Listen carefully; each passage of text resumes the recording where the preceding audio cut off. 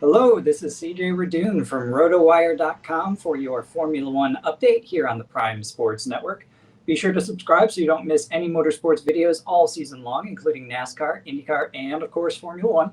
You can access my columns by clicking the link provided in the description of this video. And if you have any questions or comments, don't hesitate to let me know what is on your mind. So upcoming this week is the Formula One Pirelli Grand Prix of Canada. But let's first take a rewind a couple weeks back to Spain. If you remember last time we talked, we predicted that Max Verstappen and Red Bull, Spain was going to play to their advantage, and lo and behold, it sure did. As predicted, Max Verstappen was once again the dominant force. That track with its medium and high speed corners very much played into Red Bull's hands. And of course, Max Verstappen, since he's always able to get the best out of that car, he absolutely dominated the race, leading every single lap and winning his 5th race of the season. He now has complete control of the championship with a 53-point lead over teammate Sergio Perez. And Red Bull at this point in the season has got to be thinking whether or not their car can win every single race on the calendar. The only 2 races this year that Max Verstappen has not won were again won by Red Bull and Sergio Perez. However, Spain was tough on Perez. He just had a poor qualifying effort, qualified 11th, and he was not able to even make the podium in Spain. In fact, both Mercedes drivers got onto the podium alongside Max. They have fantastic pit strategy, and couple that with the upgrades that they've been making to their car, Spain was an extremely good showing for them. In fact, they actually started on the grid, qualified right around where Sergio Perez did in that 10th, 11th, 12th kind of place. But Mercedes were the ones that were able to get it done.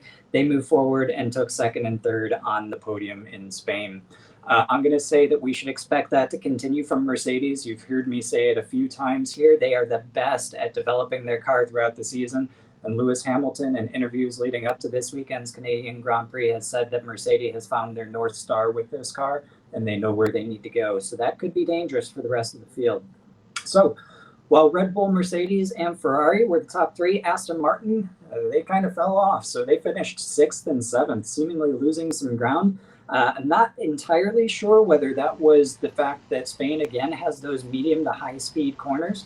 We'll see if they come back to the fore here in Canada. There are no medium to high speed corners in Canada. They are short chicanes and hairpin turns with long straights. So we'll see if Aston Martin's able to make it back up onto the podium. So we'll be watching that very closely this week. So what was the biggest surprise? I don't know if there were any surprises at Spain, to be honest with you. It was a very straightforward race. As predicted, it played right to Red Bull and Verstappen's strengths. However, Alpine, they do continue to make their case for best of the rest. It's been 3 races in a row where Alpine has held the lead for the mid-pack teams, and Esteban Ocon and Pierre Gasly. They finished 8th and 10th again. That adds more championship points to their total, which is great for them to be able to make their case to be best of the rest. So if I had to stretch, I might say that the biggest surprise probably in Spain was that there were no retirements. Every single car that started finished. And that's pretty rare for a Formula One race in this day and age. There were also no cautions, so no great action. Verstappen drove away, won by almost 25 seconds. So, what's on tap for this week? Well, this week, Formula One heads back to the Western Hemisphere for the Canadian Grand Prix, and it goes at Circuit Gilles Villeneuve in Montreal. The circuit here is a point and squirt kind of circuit. As I said, it's full of chicanes and hairpin turns. There are very few, actually no high-speed corners. So it's going to be interesting to see how those Mercedes car upgrades, as well as even the Ferraris, to be quite honest with you, see how they handle it. I do think this will play a little bit more into Ferrari's hands and maybe a little bit more into Aston Martin's hands as well. However, I don't think that they're going to have the legs on Red Bull and Mercedes either. So this will be the 42nd race the series has had at the circuit, and Verstappen was the victor here last season.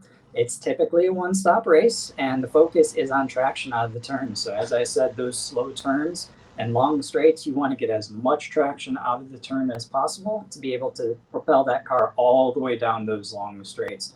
Pirelli is actually bringing their softest compounds of the year, their 3 softest to this track. So that's going to be interesting, especially Ferrari, who we know have had struggles with tire degradation throughout the season, to see what their race pace is able to do. However, those slow corners will enable the Ferrari drivers to keep people behind them a little bit longer than perhaps they would have been able to in Spain. So, unlike Spain, I would expect some retirements this week. The walls at this track are very close to the course, and the tight turns, those offer people opportunities to pass. So contact is a very real possibility here, and therefore as well, the safety car odds, you can see the odds scrolling at the bottom of the screen. Those are going to be pretty poor again. So last week, again, no safety cars kind of bucking the trend, but I'm not sure I'd expect that again this week at Canada. So what does that all mean? Probably that Red Bull is going to be the favorite again, and for good reason. So while Mercedes, they were second last year, they closed the gap in Spain. They still have a long way to go before they can catch Red Bull and Verstappen. Red Bull actually has about 130-point lead in the Constructors' Championship. It's just astronomical. It almost seems like the championships, both for drivers as well as the constructors, are almost over at this point. And if Red Bull keeps on winning these races, it's going to be over sooner rather than later. So we'll see with Alonso and Aston Martin. Spain was just a bad venue again, given their car. Hopefully this week for them at Canada, it'll be a little bit better for them. I think the medium to high speed corners just did not play with what they had. We know that Ferrari is also bringing upgrades to the car this weekend as well. However, with Lewis Hamilton's comments from Mercedes saying that the team has found what they need to be working for on that car, that indicates that Mercedes is probably going to be second to Red Bull here again this weekend. You might have an interloper in the form of an Alonso or maybe a Carlos Sainz or a Charles Leclerc, but I do think that it's probably going to end up being a Verstappen, Perez, Russell, and Hamilton kind of weekend, with Verstappen heading the podium. So with that, obviously, Red Bull and Verstappen, they're my picks. They're everybody's heavy favorites going into this weekend. If you're looking for something, a little bit more value, probably go with Lewis Hamilton as a potential spoiler, though. You know, this is motor racing and anything can happen. And if that does, I do expect Mercedes to be there to pick up the pieces. We do know that weather can be an issue here at Canada, and the forecast is calling for variable conditions. Max Verstappen's very good in the wet. So is Lewis Hamilton, but if Verstappen makes any kind of mistake, I think Hamilton's going to be there to pick up those pieces and be able to potentially even get a win if something happens to Verstappen. So for Ferrari to have a chance, though, again, I think you're going to have both Red Bull and Mercedes to have trouble, and that's probably unlikely this weekend. So I'm going to rule Ferrari out there. I'm going to lean heavily on Red Bull, particularly Max Verstappen, and Mercedes as my longer shot, with Lewis Hamilton being there.